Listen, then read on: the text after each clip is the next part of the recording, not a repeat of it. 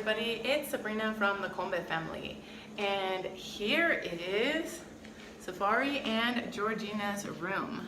So as you can see here and from our two-bedroom apartment tour, they do not have beds, and that is exactly what we're going to talk about today. So let's get started.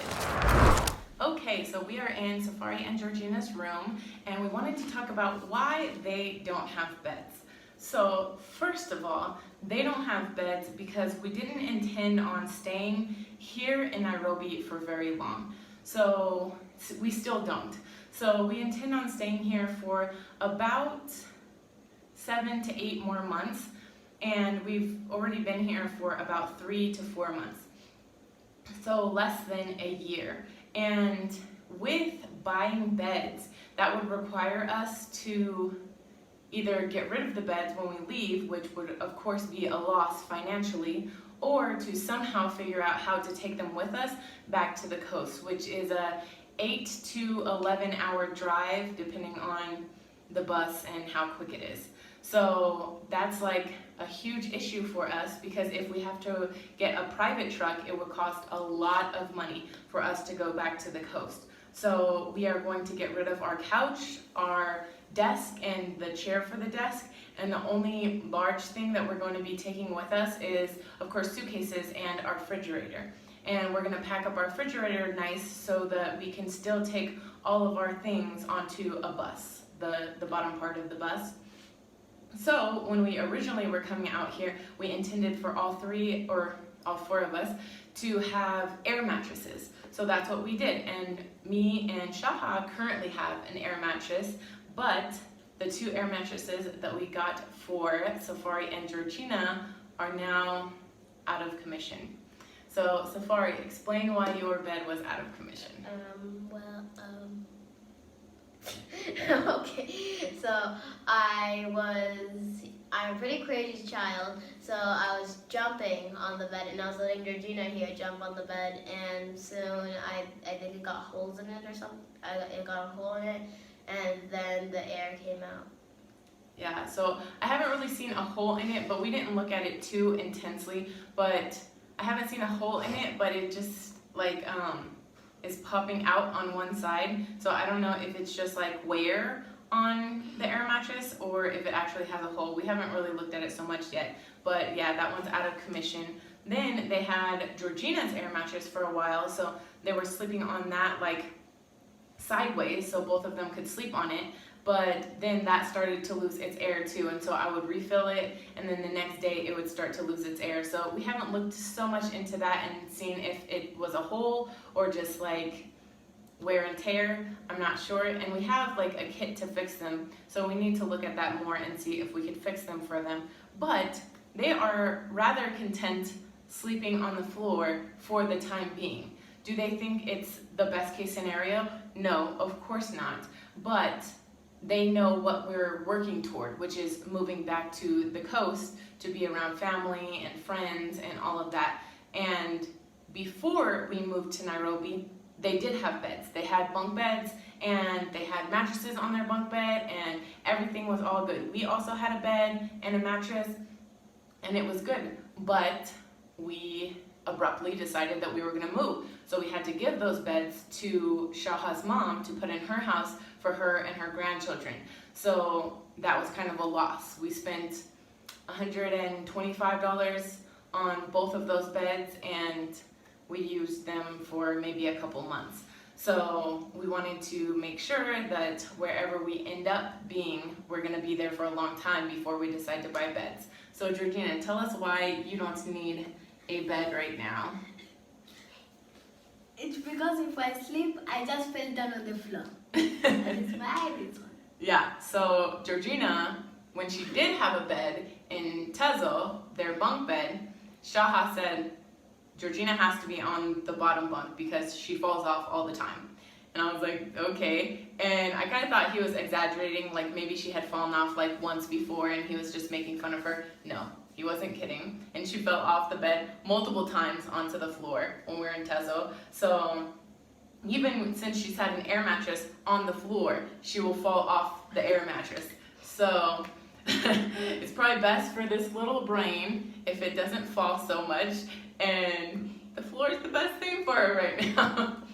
So you can see that neither one of the kids are upset about their sleeping situation, you know, like they can sleep close to each other, they can sleep away from each other if they're upset with each other. Whatever the case is, they have this whole floor to decide where they're going to sleep that night. They have blankets that they lay on, blankets that they put on top of them, they put on jackets if it's colder, which we're in Kenya so it doesn't get that cold, you know.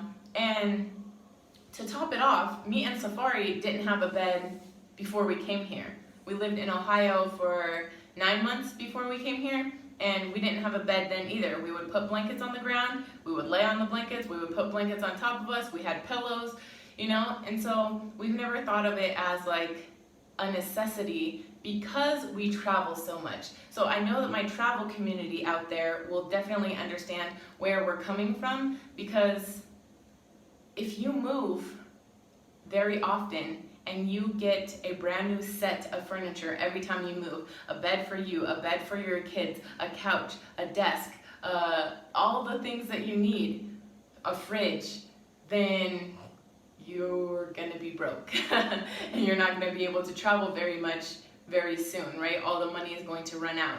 So we make sure that we are able to travel as often as possible. So instead of them getting a bed, they have tons of books in their room, you know. Instead of them getting a bed, we are going back to Tezo just to visit for Christmas, all of December and all of January, you know. So they have weighed in on the options of what is best for them and what they would rather have. And I think this is very important for kids to understand. You can't have everything, right? So would you rather have a bed now and us live here for 2 to 3 years? Or would you rather go back to Tezo soon in the next 8 months and get a bed there so that we can settle there and live there for a longer period of time? And for the most part, both of them say that they would rather wait and get a bed in Tezo because that's where family is, that's where we're most comfortable, you know? So I think it's important for kids to understand that there's just not an unlimited amount of money. You either pick, I want a bed now, and we have to stay here longer because we've made an investment on furniture, or you say, okay, I'm gonna sleep with no bed now, and I'm gonna be able to get a bed when we get to Tezo, which is where I wanna be. And that's what they have to say about that. So, Safari, do you have any other comments that you want to say about the bed situation? It's sometimes not comfortable because we lay our blanket down and then we get on it, and we all know that kids move when they sleep. So then our blanket gets off and then our body goes to the ground and it's really cold on the ground, so that's annoying. And then it's kind of annoying when like everything's getting washed because we don't have blankets or pillows or anything. So we have to sleep on the cold floor, and that's annoying. And sometimes our jackets are at the laundromat, and we have to just sleep on the floor, and that's annoying. But when like the blanket stays, we're really warm, and that's good. Yeah, I can understand that. So it's a good thing that we live in a place that doesn't ever get so cold, because if that was the case, then what we're doing wouldn't be feasible. And at minimum, they would need more blankets, right? But because we're in a place that doesn't get very cold, when we take the blankets and stuff to the laundry, most of the time, they usually have at least one sheet left that they could put on the ground. Sometimes they put one sheet on the ground and they both sleep on that together. Well, sometimes I don't do that. I just take the one blanket, put it on the ground, and then sleep, and then the rest sometimes like put it on the oh, okay. So you cover your whole self with one blanket, and okay. See, yeah, so like you might look at this and say, oh my gosh, like she's putting her children in a horrible situation. They have to sleep on a cold floor. But I like that they're in this situation because they have to use their brains. They have to think like, okay, like how am I going to stay warm tonight? I would never put my children in a situation where it's like snowing outside and they don't have a blanket, ever. Okay, so let's get that straight. But we are in a place that doesn't get cold very much, and they have to think, okay, I have this one blanket, how am I going to do that? So Georgina just said, instead of having a blanket on the ground and having a blanket on top of her, she only has one blanket, so she just wraps her entire self in the blanket and lays with her pillow, you know? So it's them using critical thinking. Okay, how can I not sleep on the cold ground and still make sure that I'm covered also with one blanket? And I think that's amazing, you know, for them to look at necessities as things that you cherish, not things that you take advantage of, you know. I remember one time I put a post on Facebook and I had given Safari soap or something as a present, and I was like, I love that my child looks at necessities as gifts, like treasures them so much. And somebody commented on it and was like, why would it be a good thing that your child looks at necessities as like gifts or valuable or whatever? I don't know exactly how they worded it, but basically they were saying like that they want their child to take advantage of the fact that they have soap, or take advantage of the fact that they have food or blankets or things like that. And I just don't agree with that. I think that my children should look at their possessions every day and be like, I'm so thankful that I have a house that I'm able to take a shower in with soap that my parents paid for. And I'm so happy that I have a shelf full of books that I get to read, or that I have food on the table, breakfast, lunch, and dinner, or that I have lotion to put on my body. You know, I want my children to cherish those things because they need to know that not everybody gets those. And that's what we're experiencing here in Kenya, to see that sometimes people have to wash their clothes with just water because they don't have soap. Sometimes people can't wash their clothes because they don't have money to go fetch water. You know, all of these things that people in, especially America and other countries, take for granted, people here have to struggle to get, like water and soap and food. So this is the video of why my children don't currently have beds. They have had beds in the past and they will have beds in the future, but they are both not neglected. So I hope you enjoyed this video, and I would love to hear your perceptions on our children not having beds, and if you would go this route based on our situation, and just how you feel about it in general. So please remember to like, comment, share, and subscribe, and we'll see you in the next video. Bye! Bye.